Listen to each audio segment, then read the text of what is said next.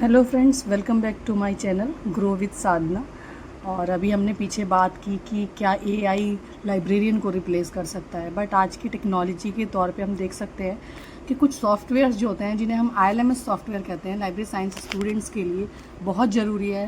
कुछ मैंने 5 सॉफ्टवेयर्स को यहाँ डिपिक्ट किया है। इस अपनी स्लाइड्स के थ्रू मैंने आपको समझाने की कोशिश की है कि कौन से सॉफ्टवेयर आप यूज़ कर सकते हैं और कौन से आपके लिए यूज़फुल हैं। तो let's start with one by one.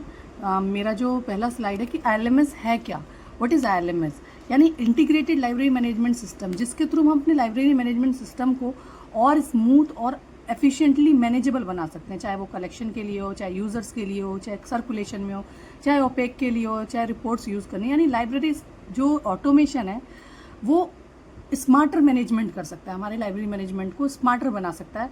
यानी स्मार्ट टेक्नोलॉजी से हम स्मार्ट सर्विसेज को प्रोवाइड करा सकते हैं। तो आईएलएमएस जो है हमारा उसी का पार्ट है। तो what is ILMS? That is a powerful software. Okay, now coming to my next slide, that is related with ILMS की जो चीज़ें हैं उनको हम उनमें मतलब क्या चीज़ें हैं और क्यों ज़रूरत है उसकी, उसके बारे में बात करनी है। लेकिन ये लाइब्रेरी में जो हेल्पफुल चीज़ें जो आईएलएमएस है वो बहुत हेल्पफुल होता है। मतलब हर चीज़ को मैनेज करने के लिए बहुत अच्छा टूल है। आईएलएमएस जो है उसको एलआईएस स्टूडेंट को उसमें क्यों लर्न करना चाहिए? क्योंकि ये जो आईएलएमएस होता है ये बहुत ही लाइब्रेरी प्रोफेशनल्स के लिए आज के डिजिटल एरा में बहुत ही इंपॉर्टेंट टूल माना जा रहा है।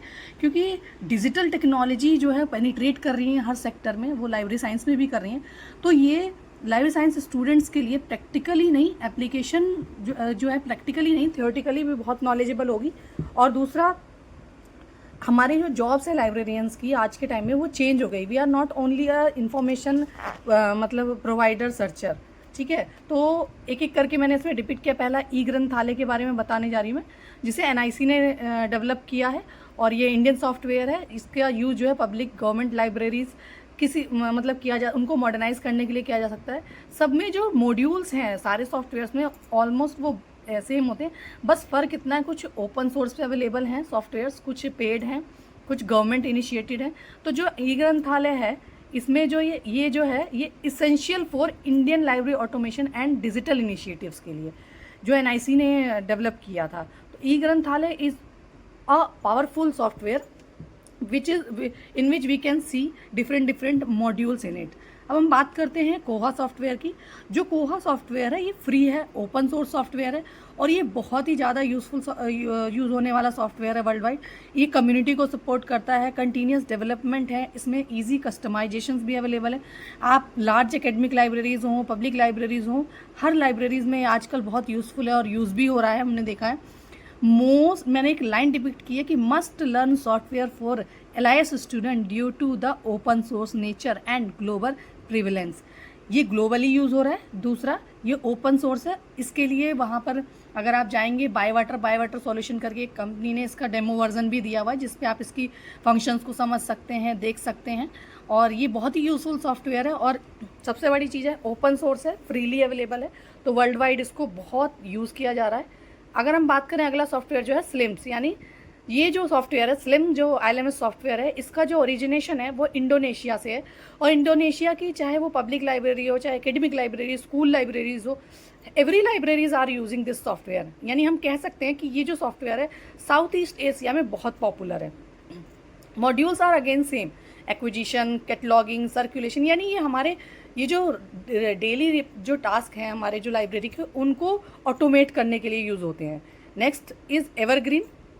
Evergreen is also a Indian initiative software और ये integrated library management Indian initiative नहीं है, जॉर्जिया पब्लिक लाइब्रेरी ने दिया है इसको।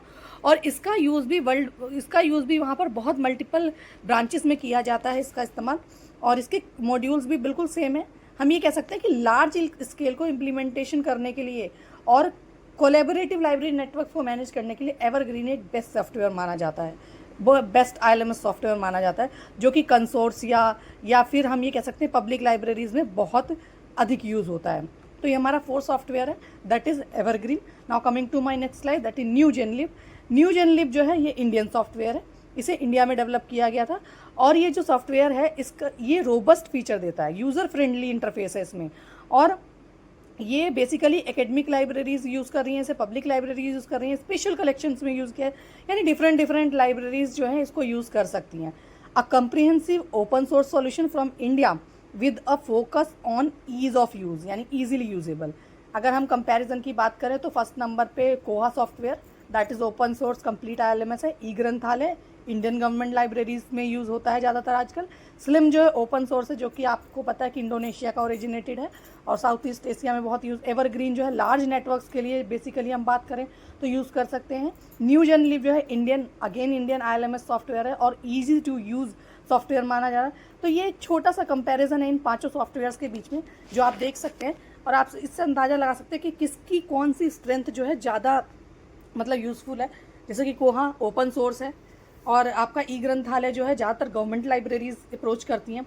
अगर मेरे को बात करनी हो कि मैं किसे रिकमेंड करूँगी, अगर you are if LIS student, तो मुझे लगता है कि पहले आपको लर्न करना चाहिए कोहा सॉफ्टवेयर को, यानी हैंड्स ऑन ऑटोमेशन प्रोवाइड करता है।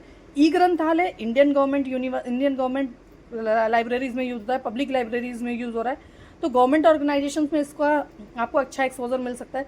स्लिम्स के बारे में आप यूज़र फ्रेंडली है, अगर स्ट्रॉन्ग कम्युनिटी है तो आप वहाँ यूज़ कर सकते हैं। बट हम ये कह सकते हैं कि कोहा ई ग्रंथालय सबको, स्लिम्स सबको पढ़ना जरूर, but diversify your knowledge with evergreen. अगर लार्ज स्केल पे अगर आप बात कर रहे हैं, स्केलेबिलिटी की बात कर रहे हैं लार्ज स्केल पे, और न्यू जन लिव का इस्तेमाल करना चाहिए अगर आप अनदर रोबस्ट इंडियन सॉफ्टवेयर की बात कर रहे हैं तो। नाउ अगर मैं बात करूं कि मैं अब अपनी क्लोजिंग पे हूं, तो मैं अगर ये कहूं कि सिर्फ सॉफ्टवेयर्स के नाम मेमोराइज करना is not a thing. Don't just memorise the software name, also understand its principle and use and its applications which are applicable in libraries. हम ये कह सकते हैं कि अगर हमें सॉफ्टवेयर के बारे में पता है, उसके कंसेप्ट के बारे में पता है, तो यही एक रियल LIS स्किल है, यानी वो सॉफ्टवेयर जिसे हम यूज़ भी कर सकते हैं और अपनी सर्विसेज के बेटरमेंट के लिए, अपनी सर्विसेज को अच्छा और बनाने के लिए हम उसको यूज़ कर सकते हैं, लाइब्रेरी को ऑटोमेट करने के लिए यूज़ कर सकते हैं। एंड मतलब अपनी जो लाइब्रेरी में जो डेली टास्क हम परफॉर्म करते हैं उनके लिए कर सकते हैं। इसमें cataloguing, circulation, OPAC, MARC, Z 39.0, everything is available.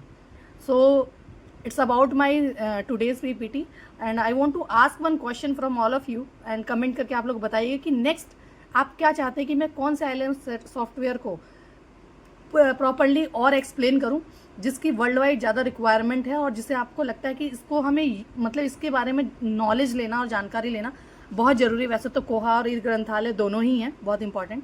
Thank you.